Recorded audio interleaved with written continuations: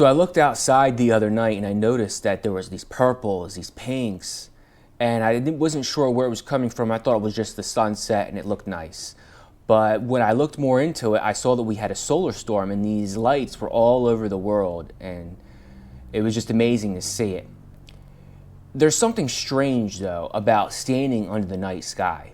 You can feel how old everything is. The light from some of those stars left before the first cities existed, before the pyramids, before the Sahara dried out, before our ancestors carved the first memories into stone. We live in a universe that's so ancient that it isn't measured in millions, not even thousands. It's measured in billions. And for some people, that's a problem. They hear 13.8 billion years and think it automatically clashes with the idea of a creator. But that assumption only exists if you treat age as a rival to purpose, as if a long story can't have an author. The Tanakh doesn't fear age. It never gives you a timestamp for the cosmos. It only gives you a vision, a world ordered, structured, separated, filled, and given purpose. It speaks about creation the way someone describes a home being prepared, not the way a physicist describes an explosion. And that's important because it means the age of the universe isn't an obstacle to faith. It's the canvas on which meaning is painted. Science studies the mechanism, Scripture explores the meaning.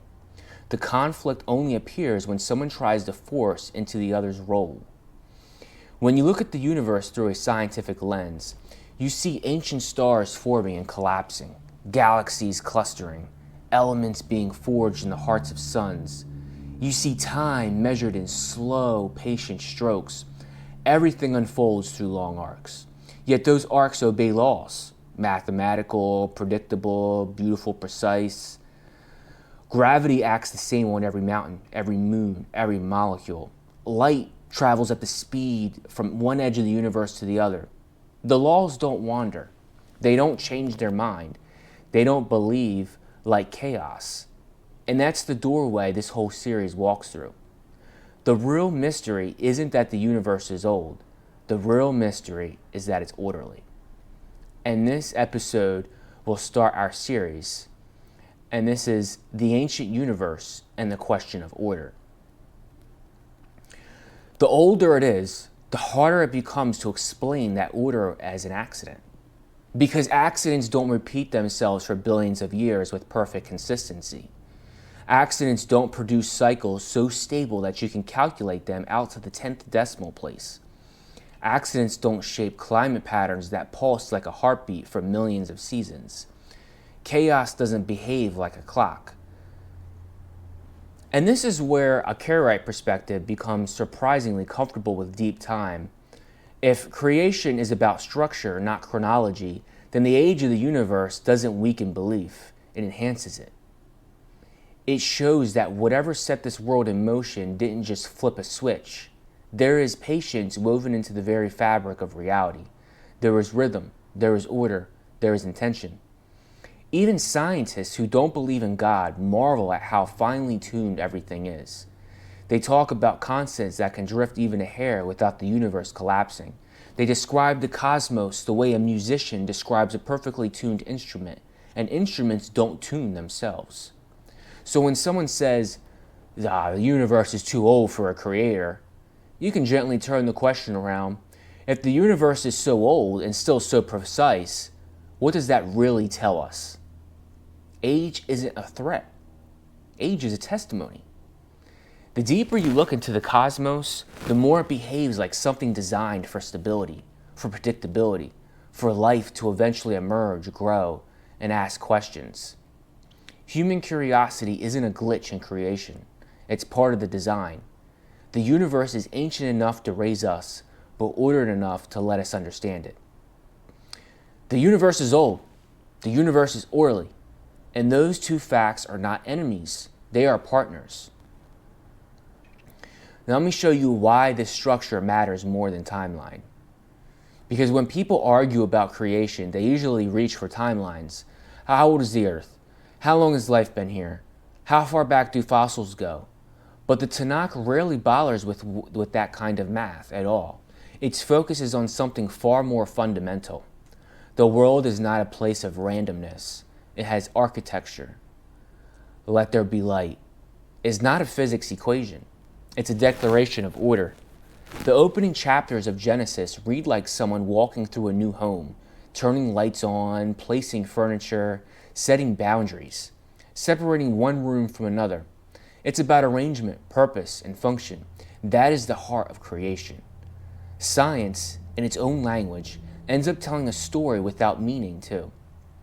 When physicists describe the early universe, they talk about symmetry breaking, physical constants settling into stable values, forces separating and becoming distinct. It sounds technical, but the message underneath is simple. Order emerged, and that order stuck. If it didn't stick, nothing else would matter. No stars, no planets, no chemistry, no water, no life, no evolution, no humans debating any of this. Everything, whether you describe it in the terms of scripture or the terms of physics, rests on the same foundation. That the universe obeys rules, not sometimes, always. And that's where the conversation turns. Because rules that never wobble, never drift, and never contradict themselves raise a question no timeline can answer.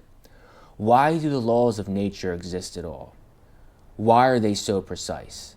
Why do they hold together for billions of years with the reliability of a master's architect blueprint? Take Earth's orbit. Its cycles are slow, deep, and astonishingly rhythmic. Every 20,000 years, the planet tilts just enough to shift the rain belts of Africa.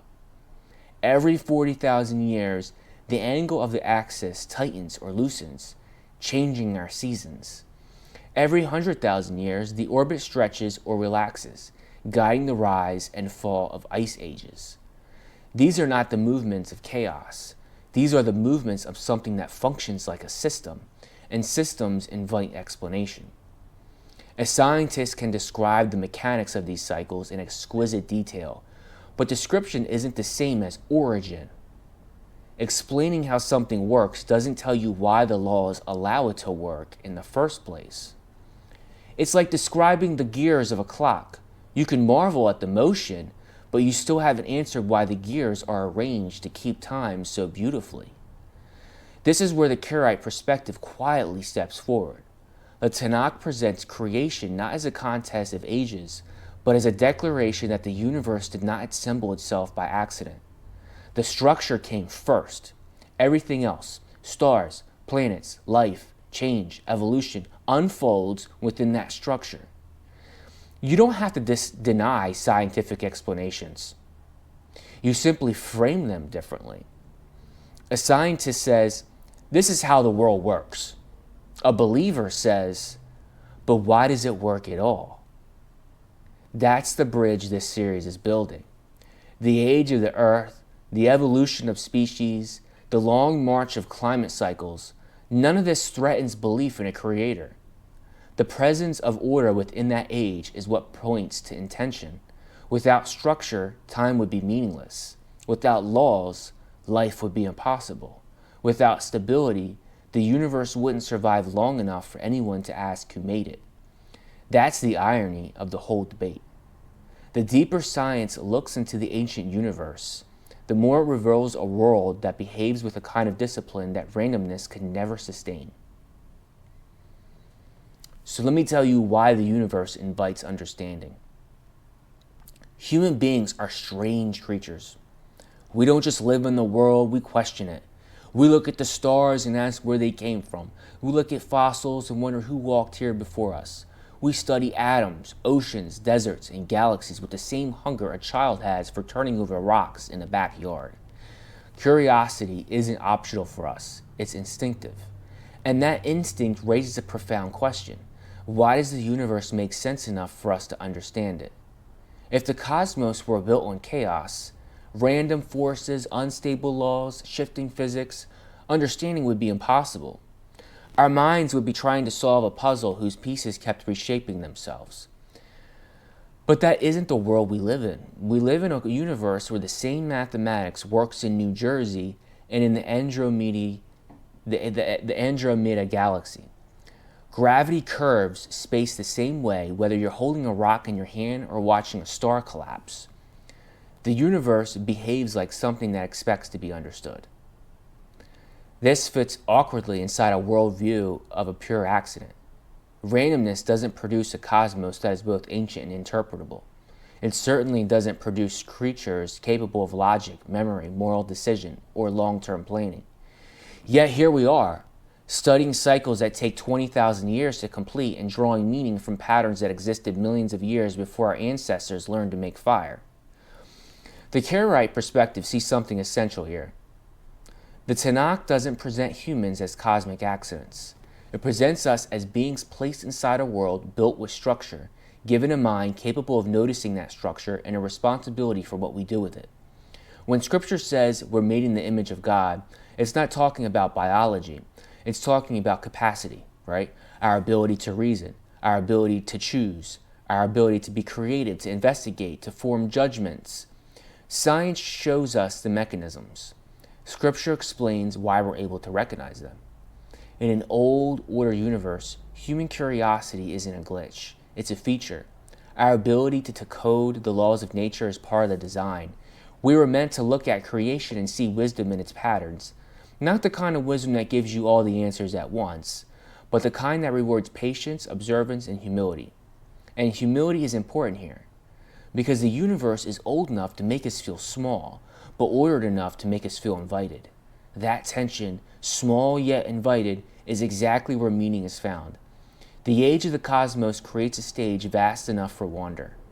The structure of the cosmos creates a stage stable enough for understanding. It's no accident that the same laws that guide the orbit of Earth also shape the rhythm of climate, the return of the green Sahara, the rise and fall of ice ages, and the migrations of ancient humans. Everything fits together with the precision of a long unfolding story. So when someone says the universe is too old for a creator, they're missing the deeper point. The age of the universe is what allows its beauty to unfold. Its order is what allows us to witness that unfolding, and our curiosity is what connects these two realities. So the Earth's long pulse, here is order written into time itself.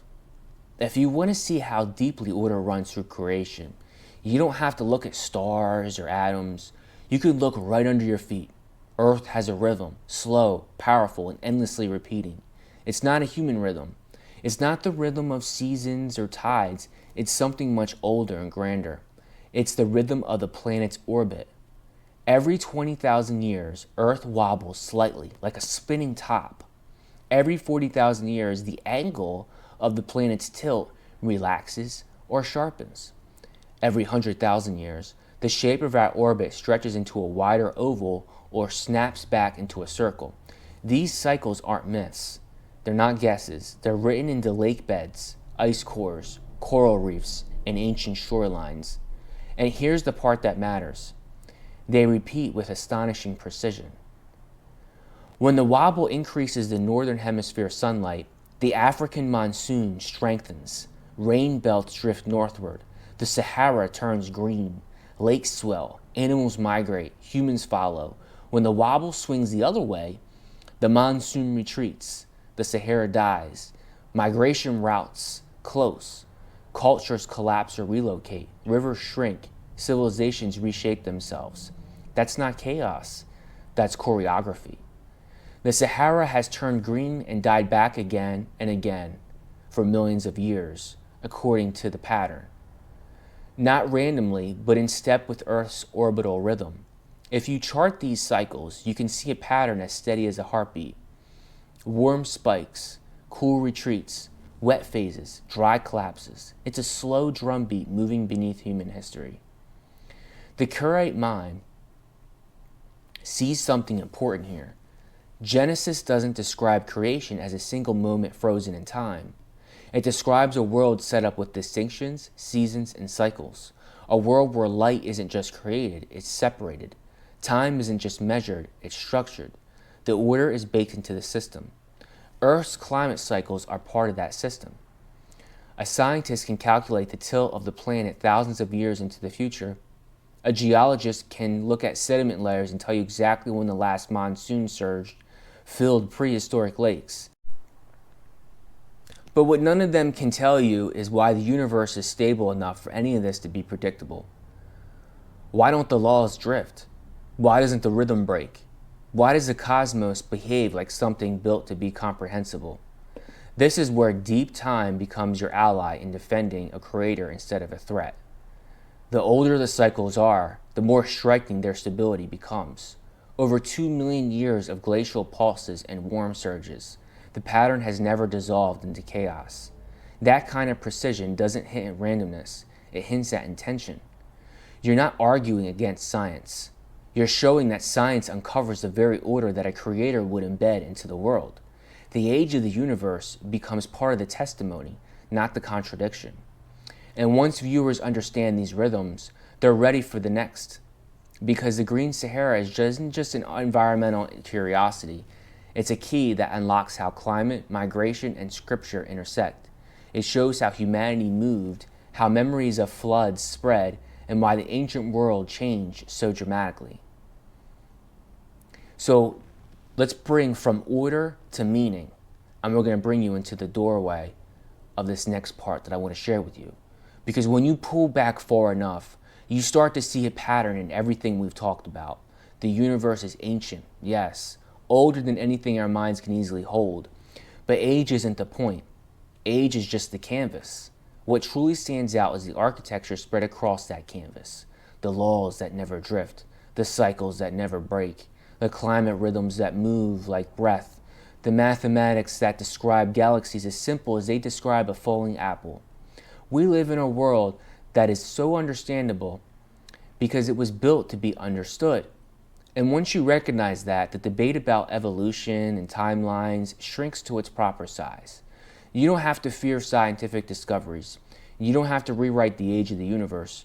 You don't have to pretend the earth is young. You simply recognize that a world structured enough to produce life, change, adaptation, intelligence, and curiosity is a world rooted in intention, not accident.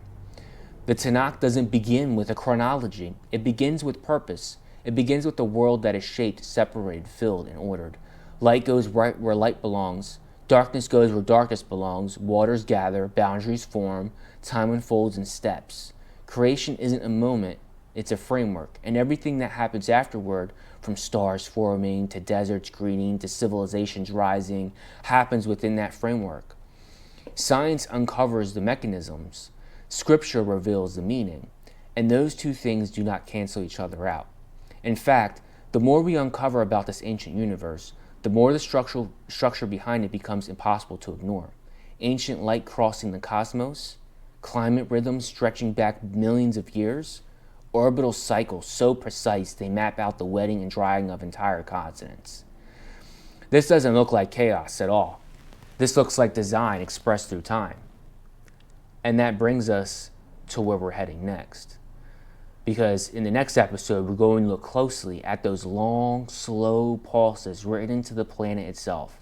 Not the short-term weather experiences and cycles we experience day to day, but the deep rhythms that shape the age of ice and the age of warmth. The cycles that turn the Sahara into a savanna and then back into a desert. The cycles that open migration routes, reshape coastlines, and echo faintly through ancient stories preserved in cultures around the world. These rhythms are not just scientific curiosities. They're part of the larger pattern of order that spans millions of years, yet still follows rules as steady as a heartbeat. So if episode 1 opened the door, episode 2 steps inside, because once you see how the planet breathes, you'll never read ancient history the same way again.